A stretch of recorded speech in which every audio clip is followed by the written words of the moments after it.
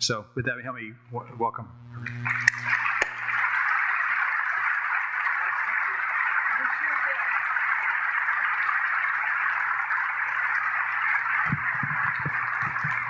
Well, thank you very much. It's a great honor, of course, to be giving this address this evening, and I feel a little sheepish after the introduction that Terry's given me. But let's carry on. The topic I'm going to talk about is from science, mostly social science, to policy.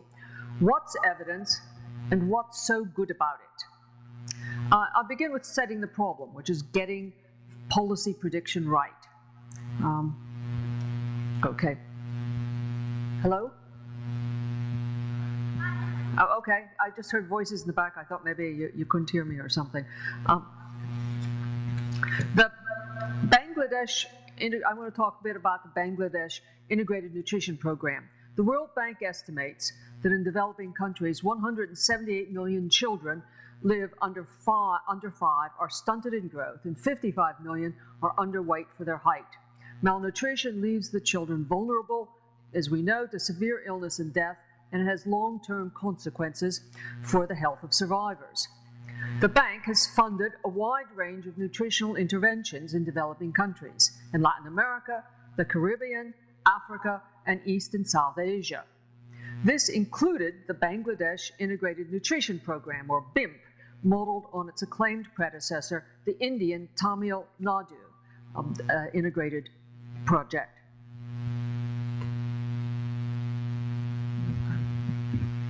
What was integrated?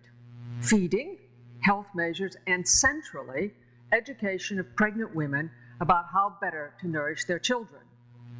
TIMP covered the rural areas of districts with the worst nutritional status, about half of the Tamil Nadu state, with a rural population of about 9 million.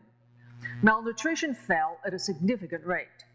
The World Bank Independent Evaluation Group concluded that half to three-fourths of the decline in TIMP areas was due to TIMP and other nutrition programs in those areas. The Bangladesh program was modeled on TIMP, but Bangladesh's project had little success. A Save the Children UK assessment concludes that program areas and non-program areas still had the same prevalence of malnutrition after 6 years, and this despite the fact that the targeted health educational lessons sank in to some extent. Carers in the BIMP areas had, on the whole, greater knowledge about caring practices than those in non-BIMP areas. Let's turn to a second case, the California Class Size Reduction Program. In the mid-1990s, California had evident problems with the academic achievement, we still do, of its school pupils in the first 4 grades. For example, its 4th graders came last equal among 39 states in the 1994 National Assessment of Education Progress. Thinking about what to do, reducing class sizes was salient. It fitted with popular opinion. Everyone, parents, teachers, politicians, educationalists, like it as an idea, and continue to like it 15 years later. And there was a common sense theory behind it, relying on notions like that children benefit from closer attention from the teacher, that children are not all the same, and the more special attention the better, and that these factors are particularly important if you are thinking about disadvantaged pupils. But more was needed to validate commitment to a policy that turned out to be implemented statewide at a cost of $1 billion, rising to $1.6 billion per annum. And there was more. The most important and compelling evidence came from the STAR Class Size Reduction Project in Tennessee from 1985.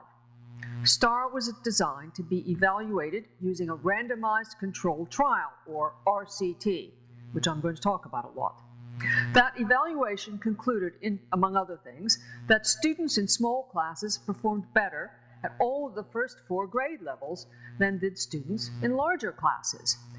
And the minority and inner city children gained 2 or 3 times as much from reduced classes as did their white and non-urban peers.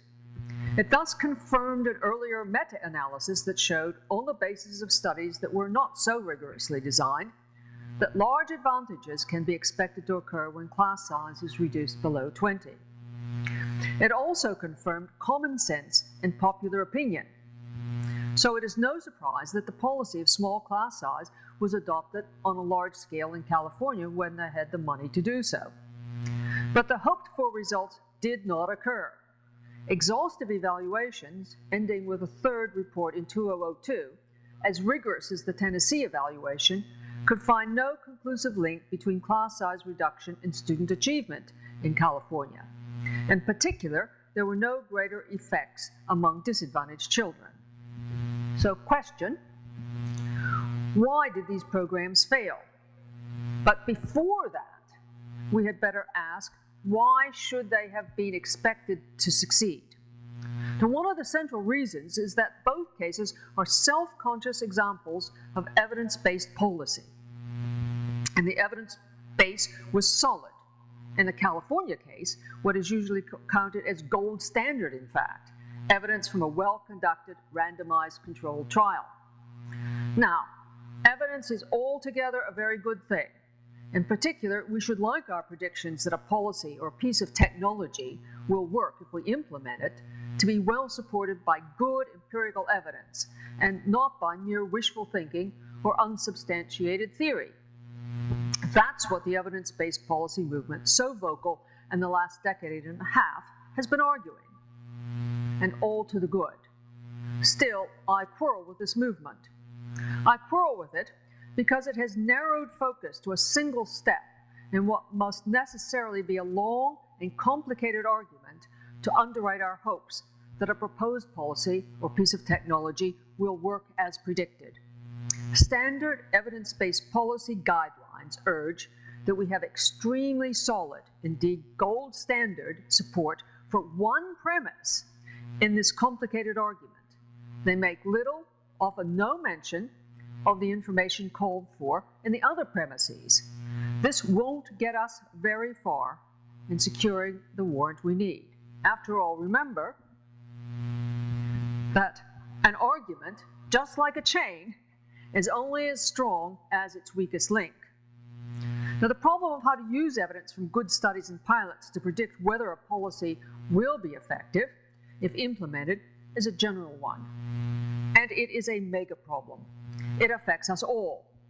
This mega problem is one that I think some well-known philosophical considerations can make inroads on. And I'm going to talk about 3 of these this evening.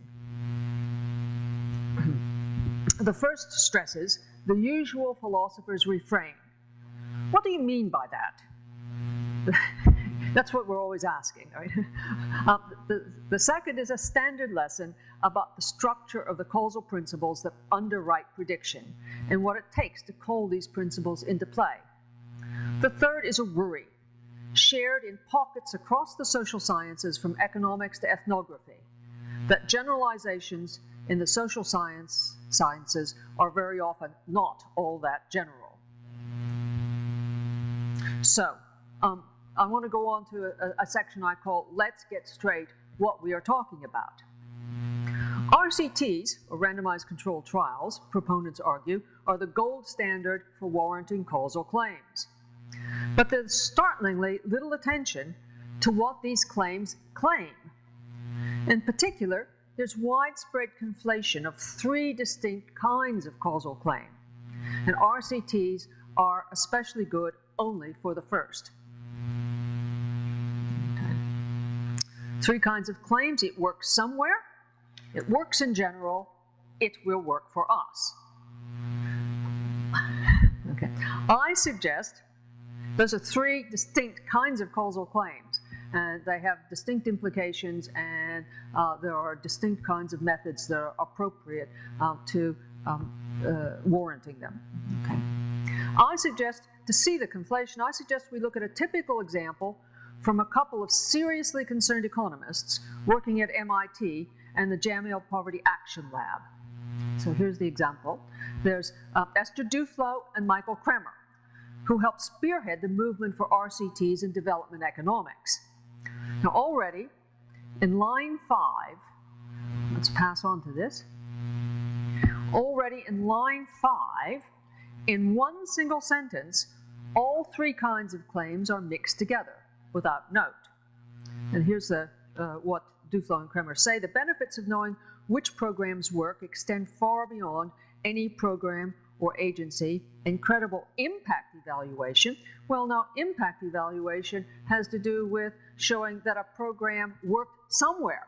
You institute the program, and then the impact evaluation shows whether it worked or not when it was offered. If you say it can offer reliable guidance to international organizations, reliable guidance is it will work for us, or it will work when your government or your NGO implements it in a various place. And of course, the idea that you're just talking about which programs work, that sounds like a general causal claim. It works in general. Okay. So the first, it works somewhere, is where we are encouraged by evidence-based policy guidelines to start. These are the kinds of claims that our best scientific, social scientific mostly, but some medical as well, our best scientific study designs can clinch. In the ideal, they can clinch a genuinely causal conclusion. The program really did cause the intended outcome in the study population as implemented there.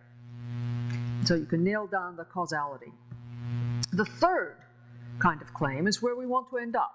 The proposed program will produce the desired outcome in the target situation as it will be implemented there.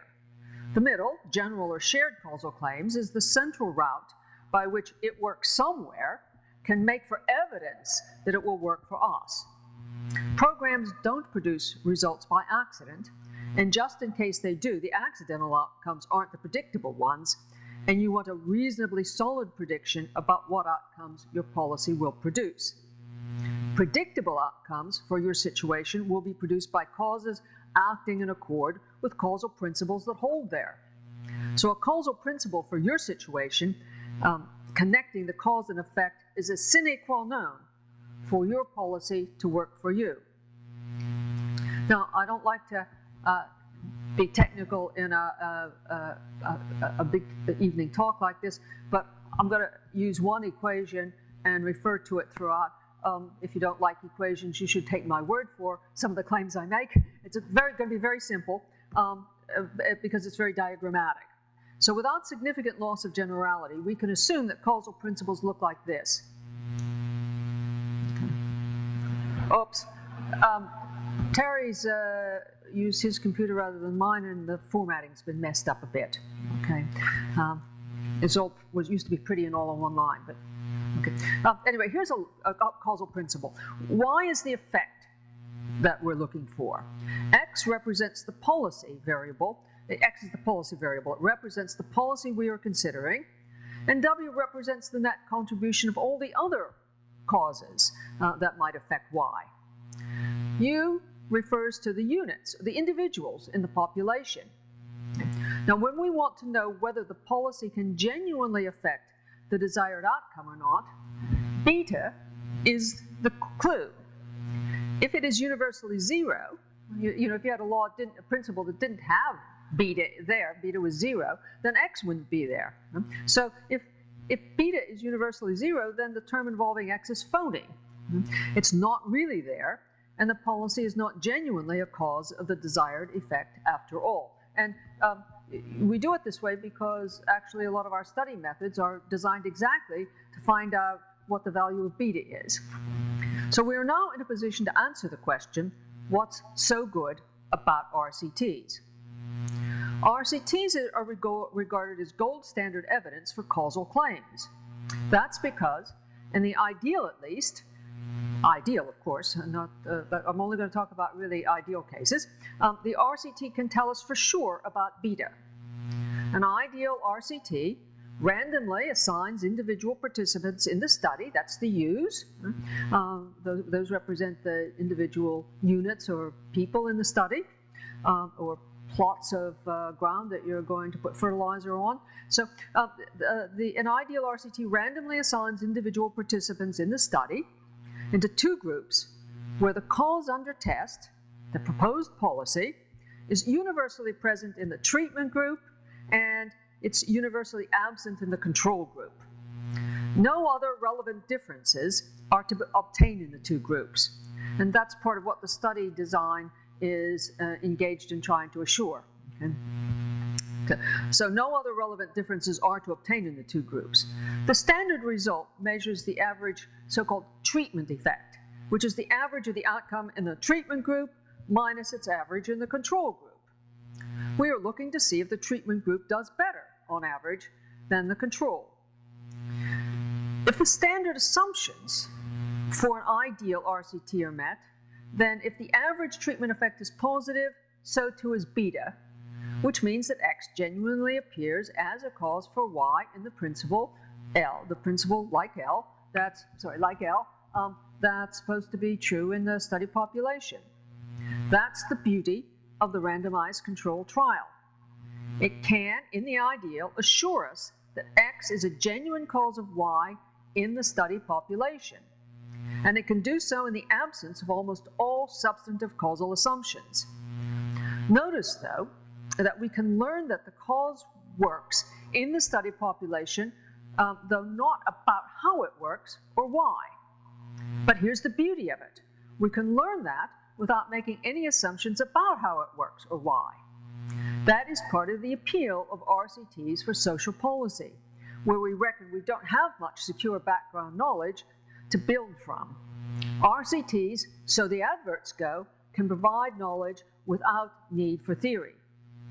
Beware, though. Look again at this formula L. There is a temptation to think of beta as a constant, but it isn't, and that really matters to getting our predictions right. Now, this brings me to the second lesson I want to draw from the philosophy of causality for predicting policy effectiveness. So I'm going to do a little technical philosophy. That's what I'm here for, is to show that philosophy thinking, bringing the tools of philosophy to these problems can help. Okay? Causes are what we all pick out and call causes, generally cannot work on their own. They almost always need a good support team. Okay? So let's think about the right support team. The X in our equation represents the proposed policy, but it's rare that a policy we are considering is sufficient by itself to produce a result. Most need a great many supporting factors to be in place if they are to make a difference to the effect at all. The support factors are represented by that beta, and the values of those factors can be expected to vary across the individuals in the study, just as the values of X and W vary. Now, philosophers sum up the important lessons here in the slogan, very funny slogan, causes are inus conditions. So let me try and explain that. Okay. An inus condition, I'm going to go through these words, but it's an insufficient but necessary part of an unnecessary but sufficient condition for getting a contribution to the effect. Okay. So let's do it one by one. Let's start with insufficient. Okay.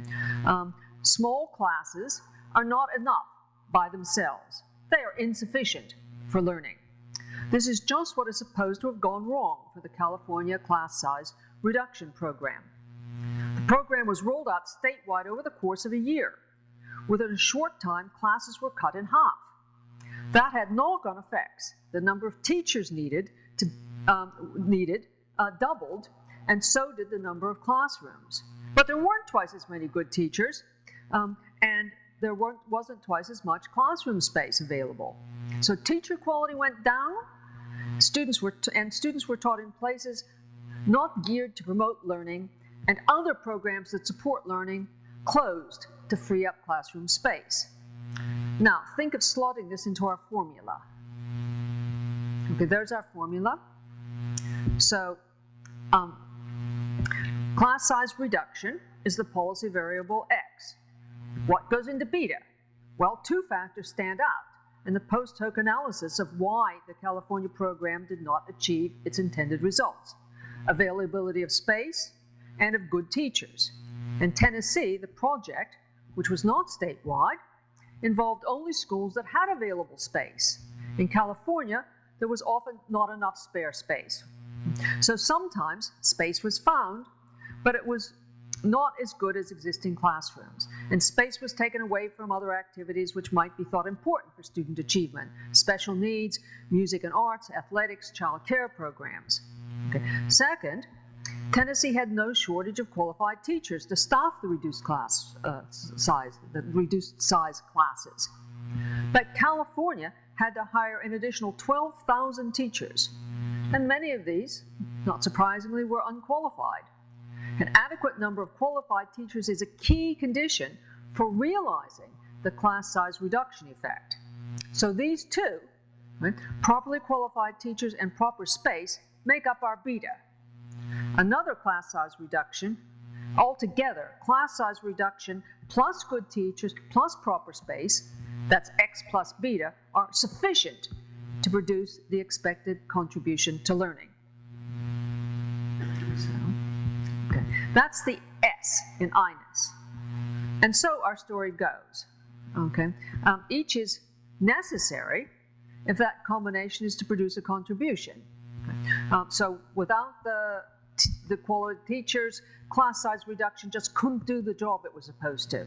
Or without space, class size reduction couldn't do the job it was supposed to. So all three of the factors are necessary. So each is necessary if that combination, X plus beta, the whole thing together, is to produce a contribution. That's the end. But each of those is insufficient by itself. That's the I. And finally, we say that the complex X plus beta is U, unnecessary. There are other ways to improve educational outcomes. It doesn't have to be class size reduction coupled with good teachers and space. There are other things you can do. And so that that combination is unnecessary, though it will increase class size, it will increase educational results, but it's unnecessary. Okay? Even without small classes, there are lots of other combinations of factors that can get children to learn. Now, in our basic formula there, all those are represented in the W. And of course, it's important to realize that the sign of W need not be positive. There can be complexes of factors independent of those including small classes that can set learning back. Now, philosophers, of course, are not the only people who notice the fact that causes are I-ness conditions. Epidemiologists stress it too, often using pies to express the idea, where each separate pie represents a whole complex of factors that are together sufficient to contribute to the effect. Each slice of a pie is a philosopher's I-ness condition. Now, here are two, just a picture. This is an epidemiological picture. Two complete causal complexes for a disease with the components shown as pie slices. There are some shared components, causes, C1 and C2, and some unique component causes, C4 and C8, for example. Unknown component causes are indicated by Cn in the left pie and Cm in the right pie. For instance, smoking causes lung cancer, but not all smokers develop lung cancer. There are other factors, perhaps genetic factors and other lifestyle and environmental factors that are necessary for smoking to have an effect on lung cancer. So sufficient cause A is a constellation of factors, including smoking, that together cause lung cancer. Smoking could be, for instance, C3. But people also develop lung cancer without ever smoking.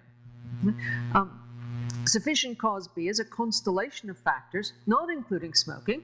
Notice C3 is not present in the other one, that together cause lung cancer. Working in a coal mine, for example, could be C8. So, causes are I-ness conditions is well known in philosophy and in the sciences. Nevertheless, the consequences are frequently ignored. Consider, for example, the usual advice in the evidence-based policy literature about how to grade policy proposals on the basis of evidence. The U.S. Department of Education explains that what you need are successful randomized controlled trials in 2 or more typical school settings, including a setting similar to that of your school classrooms. That's what you find on the U.S. Department of Education website about evidence-based educational policy. You can buy it if 2 good RCTs work. If you have 2 good RCTs showing that it worked somewhere, and they were in schools, typical school settings similar to that of yours. Okay? Or signs Okay?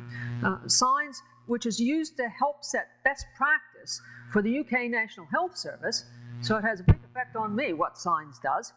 Science provides an A grade to a policy if it is supported by, and I'm quoting, at least one meta-analysis, systematic review, or RCT, one really good RCT rated as 1 double plus, and directly applicable to the target population. So the standard advice is vague. Okay? Surprisingly so, given how specific the guidelines are in assessing RCTs, meta-analyses, and systematic reviews. If you look, you can find 40-page pamphlets on what the exact study design of an RCT should be, and then what you're told. The design of the RCT is policed very carefully. Then you're told to look for good RCTs in schools like yours. Okay, so the advice is vague. Moreover, okay, if properly spelled out, which I'm going to explain, it's hard to follow, and worst, it's bad advice, generally. Now let's start with hard to follow and consider a paper by a team of authors from Chicago, Harvard, and Brookings. The paper is called What We Can Learn About Neighborhood Effects from the Moving to Opportunity Experiment. This paper explicitly addresses the question of where outside the experimental population we are entitled to suppose the experimental results will obtain. The authors first report MTO, that is moving to opportunity. MTO defined its eligible sample as, then there was a very, very long description of how they defined the eligible sample. And I'm not going to read their long list because I'm about to cite it in their conclusion. They tell us, thus, MTO data are strictly informative only about this population subset. People residing in high-rise public housing in the mid-1990s who were at least somewhat interested in moving and sufficiently organized to take note of the opportunity and complete an application. Okay. The MTO results should only be extrapolated to other populations if the other families, their residential environments, and their motivations for moving are similar to those of the MTO population. Now the list is a potpourri. It seems they have tossed in everything they can think of that might matter without any systematic grounds. Why, for instance, did they leave out the geographical location of the cities in the experiment? And anyway, the list gets at what's necessary indirectly. Okay, so consider, this is the technical bit. Consider beta again in our principle and its relation to RCT results. The treatment effect size, that's the difference between the average of the outcome in the treatment group minus the average in the control group. The treatment effect size, and that's what you measure in an RCT, is the average of beta across units in the study. You could do a little derivation and show that, but the treatment effect is the average of beta across units in the study, and X is the treatment, and X prime there is the control. Okay, so now recall, though, beta, remember the lesson about Innes conditions. Beta represents in one fell swoop all the different supporting factors necessary if X is to contribute to Y. Each separate combination of values of these factors corresponds to a different value of beta. So the average treatment effect depends on the average of these values across the study population. That means we suppose that each different arrangement of values of the supporting factors, represented by a different value of beta, appears in that population with a specific probability. So I've written down there that what you're assuming when you talk about an average of beta is that there's a probability for different values of beta, and so you're using that probability to calculate the average. Okay, now what matters is suppose L obtains in both the study and target populations. They really do share this principle, L, that allows X, if L obtains there, that's really the causal principle governing the relationship between X and Y, then X is indeed efficacious in producing Y. Okay, so supposing L obtains in both the study and target populations, when can we expect the average of beta to be the same? Well, we know that when exactly the probabilities of each value of beta in the study population are the same as the probabilities for that value in the target population. for all the values. When all the combinations of values of the supporting factors have the same probability in the study and target populations. Otherwise, it's an accident of the number if you get the same treatment effect in the target and study populations. Now, I expect that the distributions in the study population are rarely duplicated in other populations. Independent of that, in the the list in the MTO article does not seem to be a list of supporting factors. I think the hope is that the list includes sufficient somehow indicator factors. They're not actually getting at the real factors that are in beta, but they've got some kind of indicators that if they pick up the indicators, they'll pick up the real factors in beta. So perhaps the hope is that the list includes sufficient indicator factors to ensure that populations that share these indicators will have the same probability distributions over our beta. Well, maybe sometimes this is the best we can do. But if we resort to it, we need some defense of why the indicators might be up to the job. And this will be hard to provide without explicit discussion of what those supporting factors might be. Okay. Suppose, though, that we solve the problem of, suppose contrary to the situation we're really in, that we've really solved the problems of identifying these factors. Still, advice like that of the Department of Education is wasteful. The treatment effect averages over arrangements for the supporting factors. Some of these arrangements enable X to make a big contribution, others only a small contribution, and for others, X may even be counterproductive. We shouldn't aim for the same mix of these arrangements as in the study population, but rather, in our target population, we want a good mix, a mix that concentrates on arrangements that allow X to do the most for us. So if you believe the story that there are some antidepressants that are very good, they relieve depression in some teenagers, but they really make it much worse in others, you've got a mix of that in the study population. Well, in your target population, you'd really like to think about what those betas are and get the right mix so that in your target population where you institute the policy of giving out the antidepressant, you'd like to have only the good values of beta. Now, of course, as I said, sometimes you can't do that because you don't know what they are, but then you're winging it, you're betting on it, and you haven't been advised to even think about it. So I'm not alone in this view. There's economist Ed Lima. Oops, again, the formatting has disappeared again after all my hard work to make the slides pretty. Okay, at any rate, there's economist Ed Lima. He's famous for a 1983 paper called Taking the Con Out of Econometrics. He's a very good econometrician. And he makes the same point about supporting factors that I do. So here's Lima, quoting, with interactive confounders, that's what I was calling for you, the supporting factors that are represented by that beta. With interactive confounders explicitly included, so you've got beta in the formula, the overall treatment effect is not a number, but a variable that depends on these confounding effects. Now, if little thought, and here's the exact same point I want to make, if little thought has gone into identifying these possible confounders, it seems probable that little thought will be given to the limit applicability of the results in other settings. Which, says Lima, is a little like the lawyer who explained that when he was a young man, he lost many cases he should have won. But as he grew older, he won many that he should have lost. So that on average, justice was done. Okay. For a final example of sensitivity to supporting factors, return to the integrated nutrition program. The need for getting the requisite supporting factors into place was not ignored in either Tamil Nadu nor in Bangladesh. One of the central ideas of the nutrition program was that better nutrition can be secured with meager resources. But to do so, mothers needed to know what makes for good nutrition. On the other hand, nobody expects that education is enough by itself.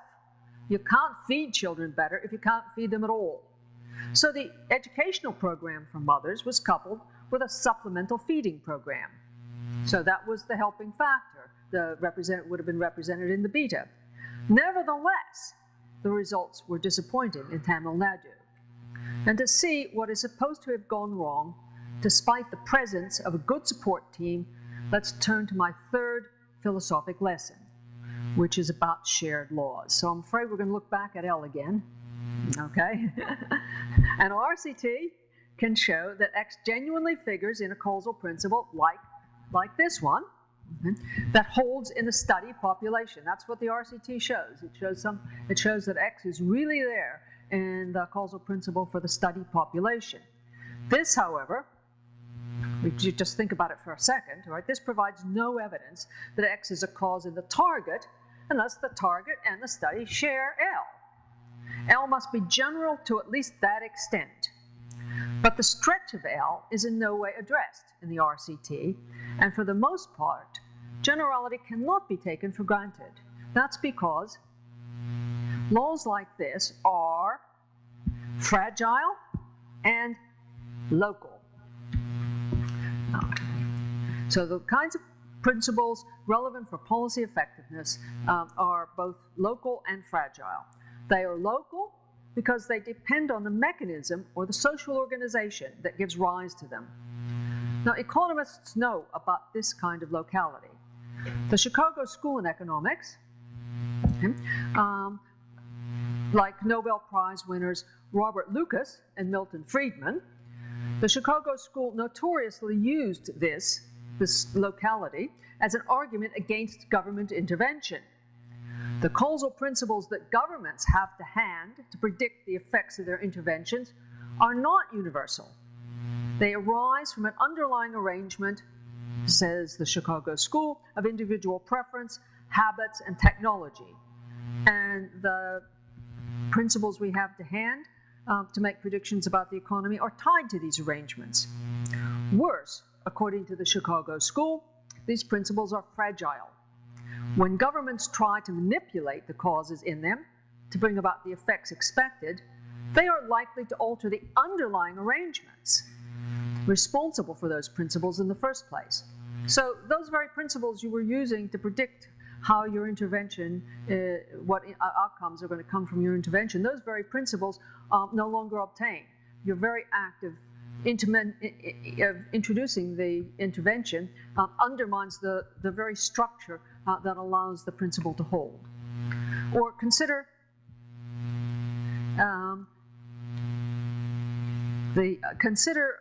these. Here we have David Hendry, British econometrician Sir David Hendry. He urges the use of simple, quick catch-up models for forecasting rather than for more realistic models, because the world Hendry lives in is so fluid that yesterday's accurate causal principles will not be true today. Okay? J.S. Mill, too, John Stuart Mill. Economics cannot be an inductive science, he argued, because underlying arrangements are too shaky. There's little reason to expect that a principle observed to hold somewhere, sometime, will hold elsewhere or later, because there's no guarantee the underlying arrangement of basic causes will be the same. Now, because so many of the causal principles we employ are tied to causal structures that underpin them, you can't just take a principle that applies here, no matter how sure you are of it, and suppose it will apply there.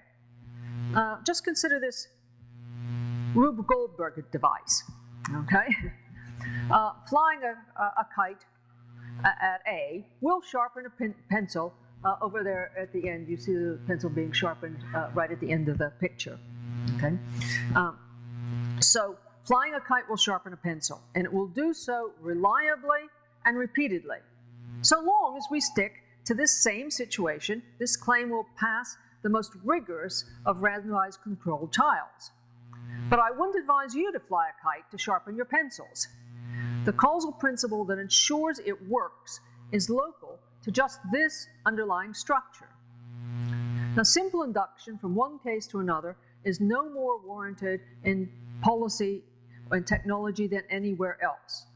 Induction requires stable principles, and stable principles require stable substructures to support them. Without at least enough theory to understand the conditions for stability, induction is entirely hit or miss. Induction saying, well, same there, what we see here, assume it will hold there. So without at least enough theory to understand the conditions for the stability, induction is entirely hit or miss. Recall, RCTs are often valued because they allow us to learn causes without theory. That's a kind of illusory blessing, though. Without enough of the right kind of theory, the RCT result is stuck in the study population. We need warrant, good warrant, to take it elsewhere. And very often, as with our Rube Goldberg result, when we study the underlying situation, we can see that our knowledge of what works somewhere just won't travel elsewhere. Now, this is the key point of Princeton economist Angus Deaton's British Academy lecture. He says of RCTs that they are, and I'm quoting Deaton now, he says they are unlikely to recover quantities that are useful for policy or understanding. The analysis, I don't know whether I think that's the case, but we have to know that they're useful. So the analysis of projects need to be refocused towards the investigation of potentially generalizable mechanisms, that's the underlying structure, that explain why and in what context projects can be expected to work. 30 years of project evaluation in sociology, education, and criminology was largely unsuccessful, claims Deaton, because it focused on whether projects work instead of why they work. End of quote from Deaton. Other economists seem to have a more optimistic view than Deaton's about the stretch of the causal principles we might discover with RCTs. For instance, my LSE colleague, Steve Pischke, and his MIT co-author, Josh Angrist, and I'm quoting from them now, Pischke and Angrist and Pischke, I think is the order of the authors on the paper. Anyone who makes a living out of data analysis, they say, probably believes that heterogeneity is limited enough that the well-understood past can be informative about the future. So Gary Becker is a notorious limiting case here. Okay, that's Gary Becker. Becker won the Nobel Prize for modeling great swaths of what we do in day-to-day life under the principles of market equilibrium and rational choice theory. He modeled great swaths of what we do in day-to-day life, from drug addiction to racial discrimination to crime and family relations. Basically, Becker supposes that the agents he models, all of us, react so as to maximize our expected utility. Now, the trick in his models is to prescribe just what, in the case under study, utility consists in, okay, which can include anything from financial gains to inconvenience to serious illness or the joys of watching your spouse consume. Note that this enterprise is relatively unconstrained, so the accounts are unfalsifiable, which many of us still take to be a damning charge. As economist Robert Pollack argues, the devil is in the details. Now, what I would like to stress is something similar to Pollack's remark. It may well be the case that a certain basic causal principle is shared across study population and target population, and that the RCT can test whether that principle holds in the study population. The problem is that the RCT results may not be couched.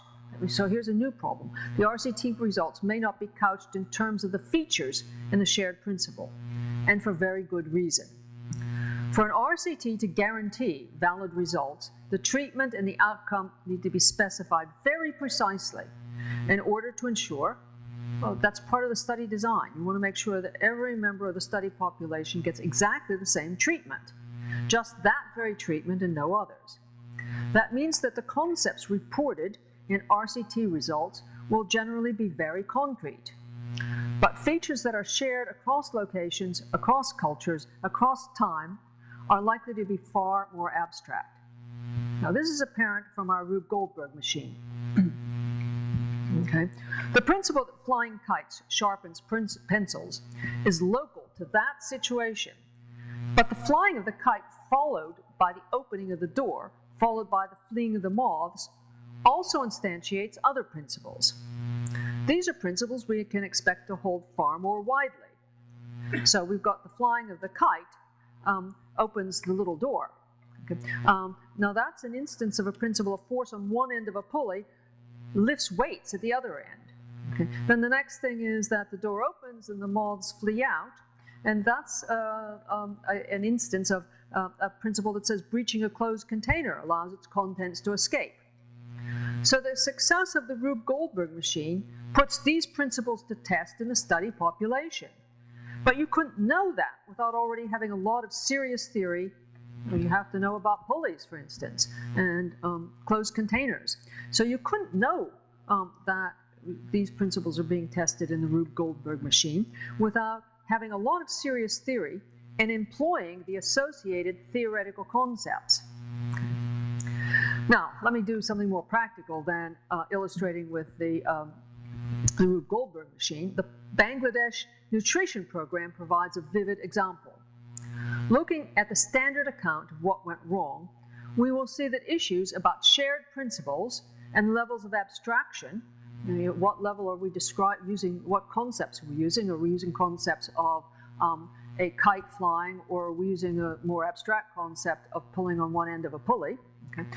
Looking at the standard account of what went wrong, we will see that issues about shared principles and levels of abstraction were at the heart. Now, nothing in this account, the standard account of what went wrong in Bangladesh, nothing in this account supposes that Bangladeshis and Indians are altogether different. On the contrary, it seems likely they share a common principle that allowed the program to improve children's nutrition in India. But this principle couldn't do the same job in Bangladesh because things in Bangladesh just aren't what they are in India.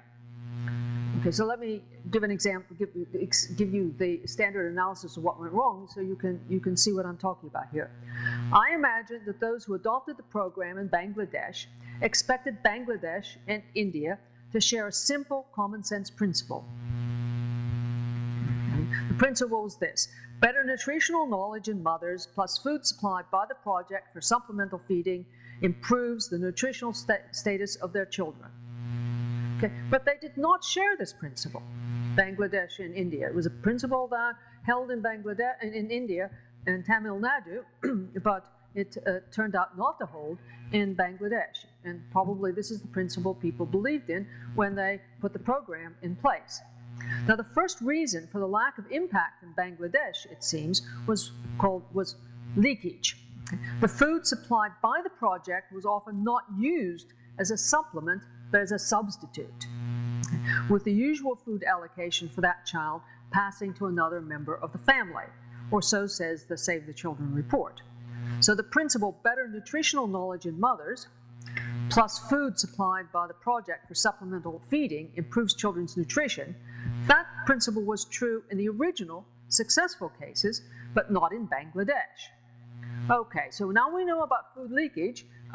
Maybe there is a slightly different principle, a more general principle, couched in slightly more abstract, slightly more theoretical terms. Maybe a better principle would be this one, that you'd expect to be shared between the two.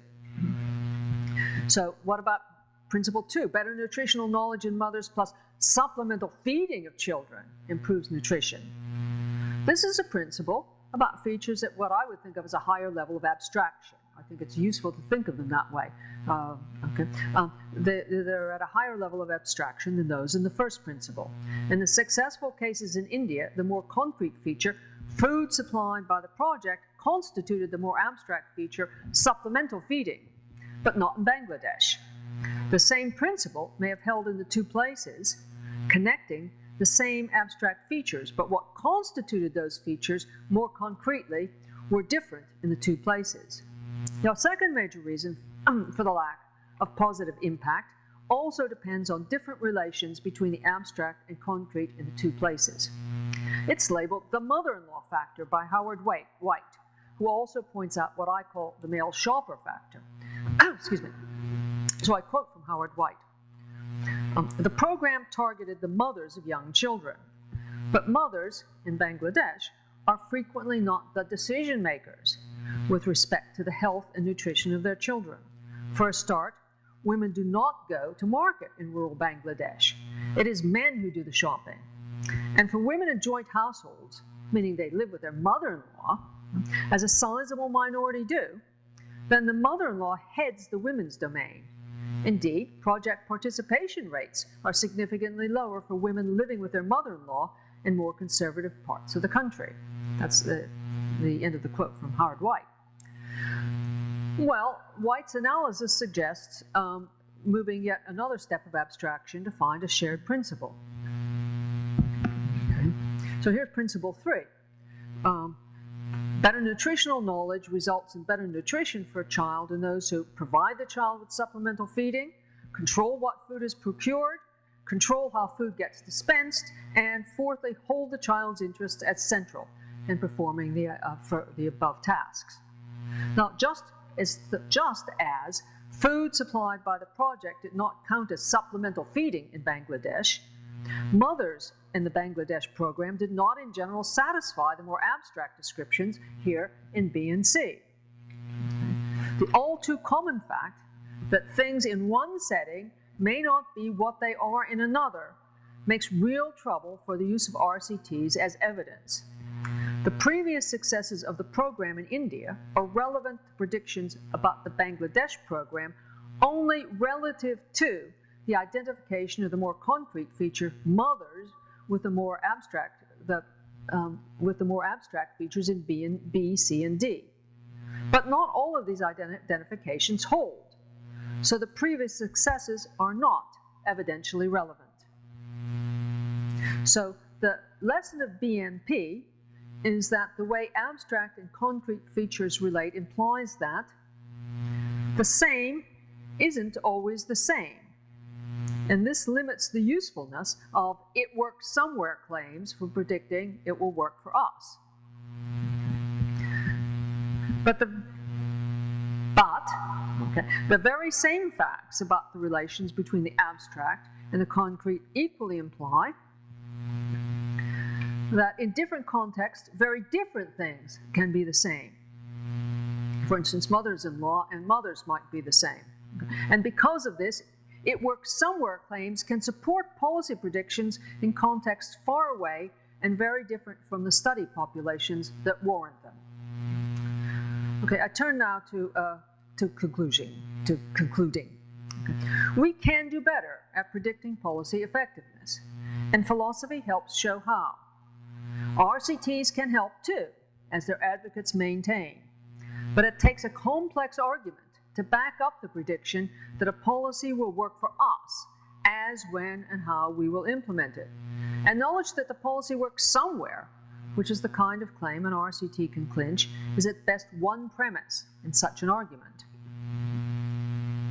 It is a long and tortuous road from "it works somewhere" to "it will work for us." And we can go wrong in both directions. First, we can accept programs that won't work for us, as in California, where not enough care was given to getting the necessary support team in place for class size reduction to achieve its effects, or as in BIMP, which relied on a causal principle that didn't hold in Bangladesh. On the other hand, if we slavishly carry our RCT results only to places that are similar to the study situation, we will lose the power to improve on the study results in the new setting.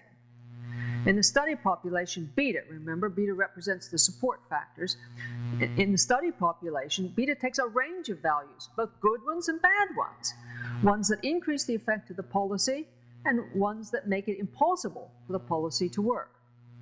If we make efforts to learn what these beta are, we can try to fix our situation so we have only the good values.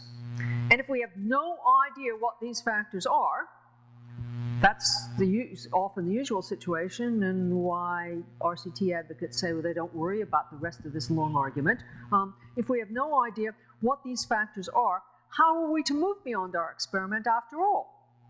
How are we to make sound judgments that a target is similar to the study population in just the ways that matter if we have no information about what those ways are? If we decide to adopt the policy in a new situation, we are betting on a good enough arrangement of these. Now, we can bet blindly if we want, and sometimes we have to do this. But we shouldn't then claim the bet is evidence-based. And almost always we can do better than sheer betting by careful use of knowledge and hypotheses accumulated. Whoops. Similarly, when it comes to shared principles, extra knowledge beyond the scope of anything an RCT can teach can help us avoid extrapolating principles that hold only very locally. It can help us to find ones, and it can help us to find ones that hold more widely. And sometimes this extra knowledge is available. Here is Howard White again on the Bangladesh Integrated Nutrition Program, and I'm quoting from him. In the Bangladesh case, identification of the mother-in-law effect came from reading anthropological literature. Now, I don't need to remind you that a conclusion is only secure as its weakest premise. That's the point of stressing that the road from RCTs to policy prediction is both long and tortuous. RCTs may be gold standard for underpinning the start point, but you can't pave the road in between with gold bricks. Evidence for these other factors is necessarily different and varied in form. Theory, big and little, consilience of inductions, and a great deal of local information about study and target situations. Philosophy matters because once you know what you need, you can hunt it, and often you can find it. But to find it, you must be encouraged to look. And where it doesn't exist, the sciences must be encouraged to uncover it. We mustn't just put all our money into gold bricks, which is what the evidence-based policy movement tends to encourage us. We must rather invest in sturdy, well-grounded bridges that will reach all the way across. Thank you.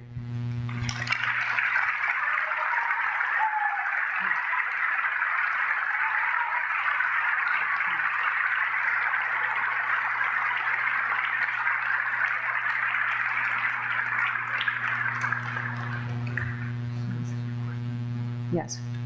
So there's the three hole. There's somebody already there. If any of you have to leave early, please be very quiet doing it. Thank you. So go ahead.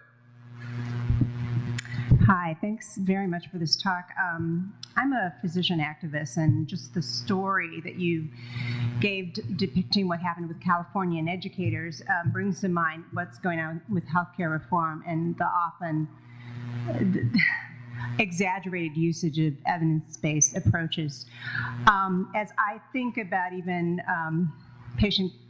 primary care, patient-centered models, accountable care organizations, and all these various reforms, and what you talked about, this weakest link, and this well-grounded bridge, I believe, and I'd like your sense on this, how do we ever use this policy, which has become so grounded in the talk down in Salem and the talk in DC and whatnot, when we know that every individual who has different policies that may have so much different cost sharing and put the burden on the patient to pay for it with so many different health factors and other socioeconomic situations, and no bridge that really pulls together a system of care.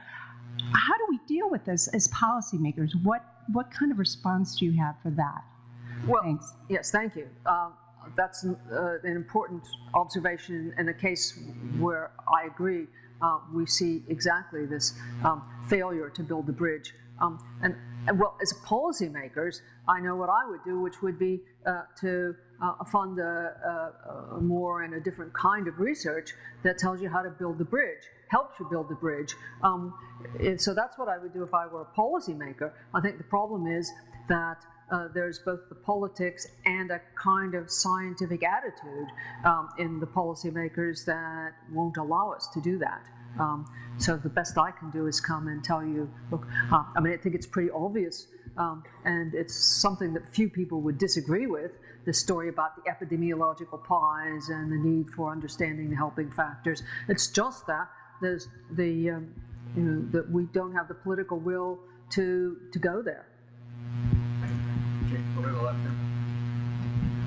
Thank you for a great talk. I was just curious, going back to some of the math there, what is alpha?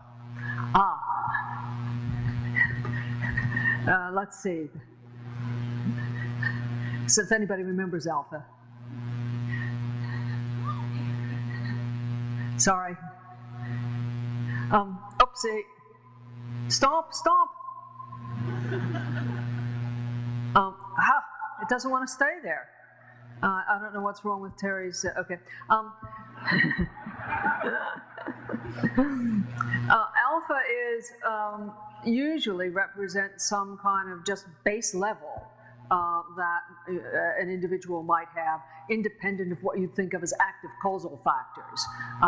You might want to think of the base level as being a causal factor, but usually just in an equation like that, you think, well, there's some sort of starting level the individual is at with respect to this outcome, and then you think about causes that will bring them up or down, which are represented in the other terms. So I didn't mean to confuse. Yes. Hi, thank you for an interesting talk. It has pertinence to things I'm working on at work, and now I've got to rethink some of these projects involved in.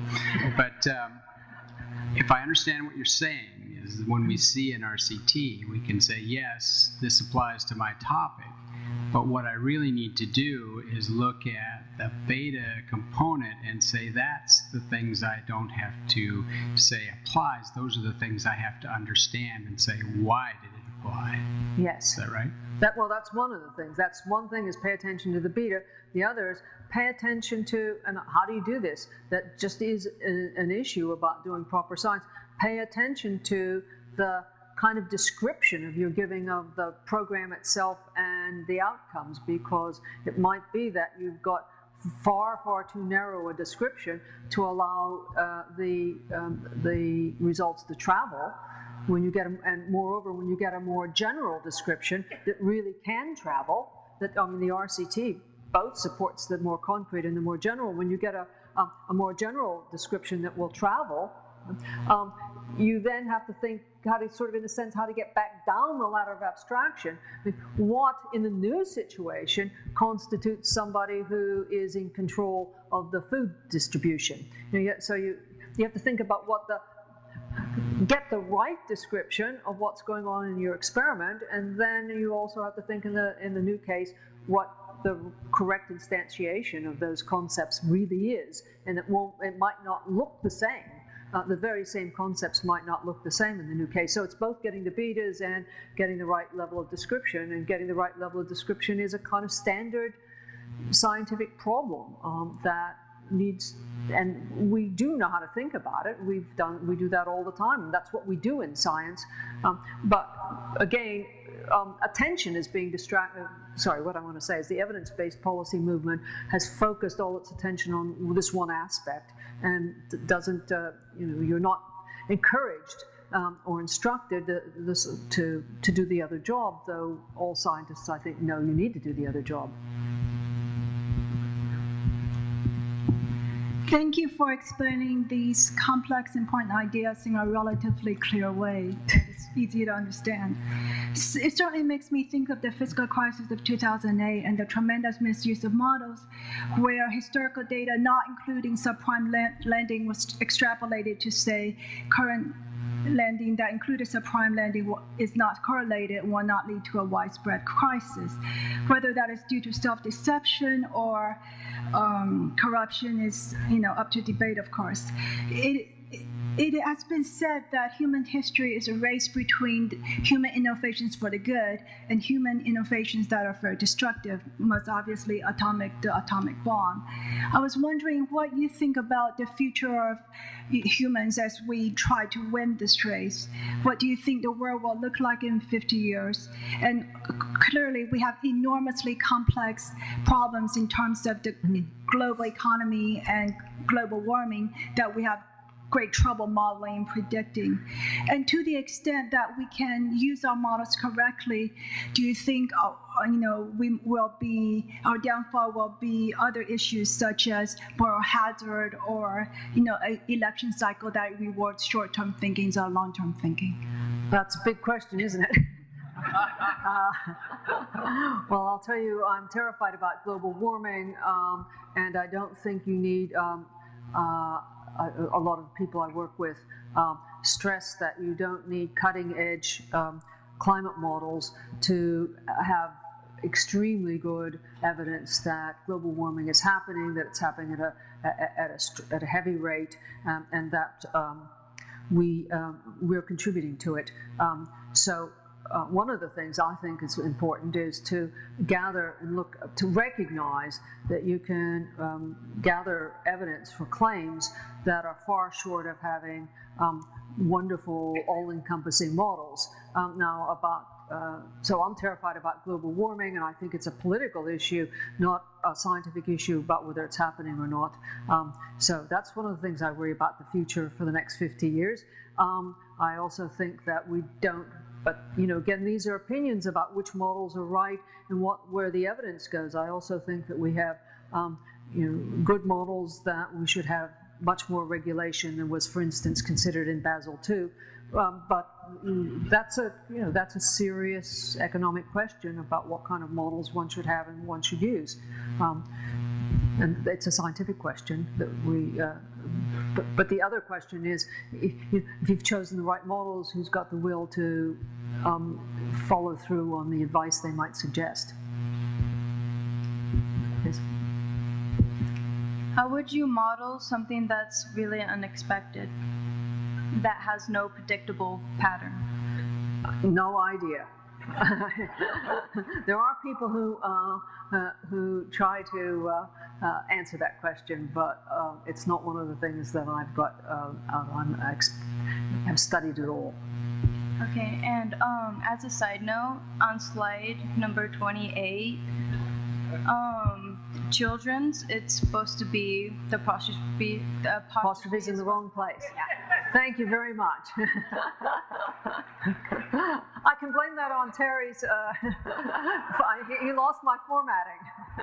I'm using his computer. Move the apostrophes around. Thank you. Professor, now that I've listened to your lecture, I sort of get the gist that I should look for related theories, sort of reasons beyond the controlled randomized trial for why my results look how they do. Are there any sort of practical tips or hints that I can use to guide where I should look? Or are there any sort of specific key thoughts or ideas that I should keep in mind when looking for potentially related theories? I think that's really a subject-specific matter. I think Howard White was right when he said that you should couple your RCTs in development economics with a look at the anthropological literature, and even there's something called development tourism, which is when, say, an NGO or the World Bank is going to set up a program, then some of the people who are deciding whether to go ahead and do it fly out, and they spend 2 or 3 days on site. And there's been a lot of, I'm just making this sort of story from White. He says, well, there's been a lot of criticism of development tourism, but in fact, I've learned, in flying out, I've learned some really important lessons just in 3 days about what you shouldn't do. Okay? And for instance, I'm told that the development economists who are urging this RCTs, one of the things was there was a good RCT on the Progressive program in various places in Mexico, which is includes giving things to families subject to them satisfying certain requirements, like making sure that children don't have more than, say, 10 days absence from school. I've forgotten exactly how it goes. But it turns out that some countries, there's a big movement to go worldwide with a Progressive program because it showed, because they think it works, because it worked somewhere. And then it turns out, according to some authors, that the Progressive program is being set up in places where people are required to go to clinics where the clinics don't exist. Yeah. Now, if you know about, for instance, that's what I meant about it being subject specific. You have to look at your program, and then knowing something about the program will give you some guidance about where to look for information, for more information that would be helpful. But that's going to be a subject-specific hunt, like the earlier woman who was talking about the healthcare system and helping factors you need there. A lot of that is actually common sense and general knowledge you have of how people operate in the United States. So no general answer, but I think that once you look at a specific problem, a lot of times you can do a little better than we're doing. Right? It's not as if there's the information there and there's a lot of information, but almost all the cases I've looked at, you can do better. In fact, in the California class size reduction, it's a little unfair to act. I tell the story as if they did this and they didn't, and nobody thought about these helping factors. But there were people, educators, who sort of had thought about and predicted what was going to happen, that they didn't have enough teachers and that would be a problem. But for political reasons, and they might have been good political reasons, but at any rate, for political reasons, the program was rolled out anyway. So it was like the question where there were different models, and the legislature acted as if the model that predicted success was the correct one, whereas there were other models available that suggested you can't do it this way. On the left? Thank you. You talked about variability between RCTs and between models on fairly large scales, like states and countries, essentially. But it seems like this could very easily be taken down to much smaller scales, such as down to the level of individual communities, individual households, even individual people. And once you kind of take this sort of tailoring to very specific sets of conditions, it would seem that you'd end up with kind of an infinite dust of policies and regulations. How do you keep all of those working, or is there kind of a magic sweet spot somewhere in between very large and very small policy scales that seems to be most efficient? I think I've lost track of the question, because I agreed with you that you could scale this all the way down, but I think that's what we do in our daily life all the time. So I have a granddaughter. I have to have a policy with respect to her homework. I spend a lot of time with her, and I have a policy with respect to her homework. And there's a sort of general principle that the school sets out, that they think that doing half an hour of homework in the evening is going to be effective for learning the material. Well, I have looked at my granddaughter, I've watched the situation, and I know that that policy variable needs quite a lot of helping factors that we very often don't have, and that we should do something else. And I think that's what we ordinary people do all the time in decision making, is we actually do, we think about some rule of thumb information about things that, quote, work, but things that have worked fairly often in other places, and will they work for us? We think about that. We try to take things that are known to have worked somewhere and think about whether they'll work for us when we have a decision to make, a policy, a little family policy, or a policy about where to go to university, or a policy about all those things really are, in a sense, predicting if I make her do this half-hour of homework, she's going to learn the material. All those are, particular decisions, and they're very much like the large-scale ones. And I think that in the small scale, we often find ourselves reasoning in more or less the right way. Now, okay, so I saw that, but then you asked sort of how do we manage all these? Well, we do. I mean, you go day by day. You make 50 or 60 of these predictions every day, I suppose, and we do manage to both make them and live with it. I guess I meant the question from more kind of a policy perspective. So let's take the example of the healthcare reform.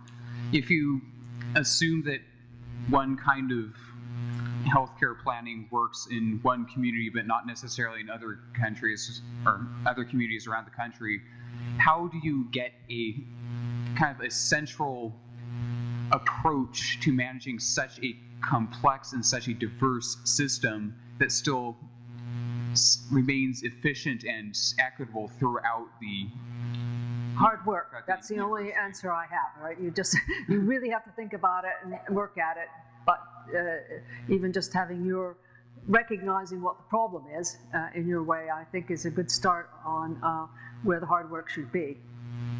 So I don't have an answer to how you manage large systems and get all the pieces to work correctly, particularly when they need to work in different ways in different places.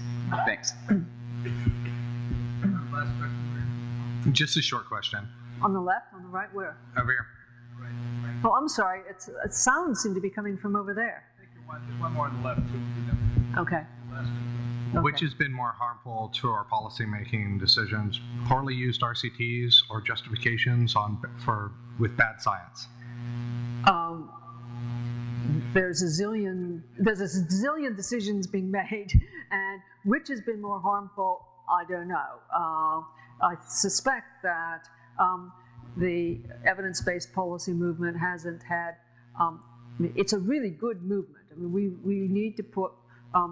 There are reasons for choosing policies that don't have a lot of evidence that they'll be effective. They might be not very expensive. It might be you don't know anything else to do, etc. But I think the evidence-based policy movement that tells you makes people think about and cite what the evidence is that the policy would work for in the way they say. I think that's all to the good. And the problem is that the way they tell you to use evidence is faulty. Now, this is all to get to an answer to your question. That's true, but I think the bigger problem is the one the evidence-based policy community is addressing in the first place, that usually, right, we're not using the evidence anyway. Right? So the RCT movement can't have had too much bad effects because the evidence-based, I mean, we just don't use the evidence usually, often, to decide whether the policy will be effective. And so the people who are pressing this movement, I think, are doing it for a very good reason, that there's too much at all levels of sort of using a policy because it sounds good or that, it's politically popular. And that might be perfectly justified to adopt a policy because it's politically popular. But don't say, and we have good reason to think that it's going to work. Okay. Okay. So which is worse overall? Don't know. Hi. I was wondering, what advice would you give to a high school senior who wants to develop an environmental policy that is like bigger than a local policy? That makes sense. Learn a lot about the particular environment and what the most that's known about the particular environment that you've got to deal with. I think that knowing a lot and thinking about the total picture is the best you can do. So it's again. Really go out and dig in on the particular question, rather than trying to think. My view, right, is don't sort of think that there's going to be a general answer and somewhere you're going to find that. I mean, here's a particular problem. It's about a particular ecosystem, say, and you've got to study that particular ecosystem, and so you've got the fun work, right, of really studying real situations. Thank you. Good luck with it. Shorty for getting all this in there. Great. Yeah. So as an engineer by trade, I often think of the practical implications of various things. Is the issue at hand here really that the RCT, it seems to be one of a few things. Either the RCT is designed improperly and we have bad data, or we have good data and we're just not analyzing it correctly, or we come to some conclusion about the data, and then the way we try to put that into practice is done improperly, where maybe we should be more incremental in the approach to trying to implement a policy that we think has value, and do that in a more incremental fashion rather than an all or nothing approach. And I'm wondering where you think the actual issue lies. Well, the issue I was talking about was at the third stage. The evidence-based policy movement that stresses RCTs and tells you that you need to have a 1 double plus rated RCT, they're stressing them the first and second. They're telling you how to make sure that the RCT is well designed and the data is very good. Okay. So that's job in a sense done. Although making sure that we do our RCTs as well as we can, that's that's a problem about implementation. It's a really difficult problem, and particularly in some of these development cases, it's very difficult. So, but thinking about how it should be done is, I think, a job that's well done by people who think about RCTs. But I think that we don't have even sort of in sensible rule of thumb for how to use the results once we have them. We do have one suggestion, clear suggestion is, it worked somewhere. You want to know whether it works for you. Well, do a little pilot first. But we know all the problems of scaling up from a pilot. Those are familiar. But at least when you say, let's do a pilot first, you recognize that maybe because you're in a different situation. But I also think that you don't just have to do the pilot to see if it's going to work here. That's kind of like thinking you can't learn anything about what's going to work here unless we do a little RCT here. Whereas I think we can learn about, we have theory, and we have econometric models, and we have qualitative we have lots of things that, lots of knowledge that can allow us to build a program that works here. And of course, it would be nice sort of to know beforehand that there was some proof that it did work here, but I think we have other knowledge. And that's somehow, mostly in engineering, where you're in many cases, you're in a very good state because you've got a lot of knowledge about how to build something new, right? You understand the parts well enough to build new machines, or it's very difficult to build new social situations. But I still think that we have, that it's a mistake to tell us that the only evidence that's any good evidence that it's going to work for you is that there was an RCT done somewhere else, or at some other time, or on some small sample of the population. That seems almost mad to me to say that's really the only thing that's admissible is really good evidence. Thank you. Okay, last guy. Very different question that had been asked before, but I think you've done a really great job at showing what philosophy can do to help the scientific work, or at least applying science and policy. Can you say something about the generalization of why philosophy may be relevant to this area? Other than just citing your own work. How can, particularly I'm thinking about for the younger people here, what's the value of philosophy as a career for this sort of thing? Well, I don't think, I suppose I'm a particularist. You might have noticed that. I think one can't say in general what's the value of philosophy. There are all the things that we say in our brochures. You learn to reason correctly, and you learn to I don't mean reason correctly, to reason carefully, and you learn to analyze things in great detail, and that's a skill then you can bring to new questions. But how philosophy is going to help policy seems to me matters by I guess I have the same story I was thinking about with the engineer building a new laser. Laser engineers building a new laser, where they take knowledge they have, and you don't know beforehand what bits of knowledge are going to be called on, and who you have to ring up to get involved in the project to provide you with just the answer you need to this problem, or maybe to restructure it so you don't have that problem anymore. I think that's how philosophy works, the same way. When you come to a problem like how do we establish causal claims? Which bits of philosophy, or why is philosophy relevant? It's going to matter differently in a case-by-case basis. So just like which tools and knowledge of engineering you need to build a new machine, which tools and knowledge in philosophy you're going to need to help, if you can, with a new problem. I think that's just a case-by-case issue, and we as philosophers, I think, need to do just what I was advising over here. You need to get in and really look at the problems in detail and see if your tools have anything to help with the problem. So it means you have to work hard, learn a lot of details, and what's the expression? Get your hands dirty. Okay, good. Okay, thank you. Thank you. It's a great pleasure and honor to be here. And thanks to Terry for inviting me.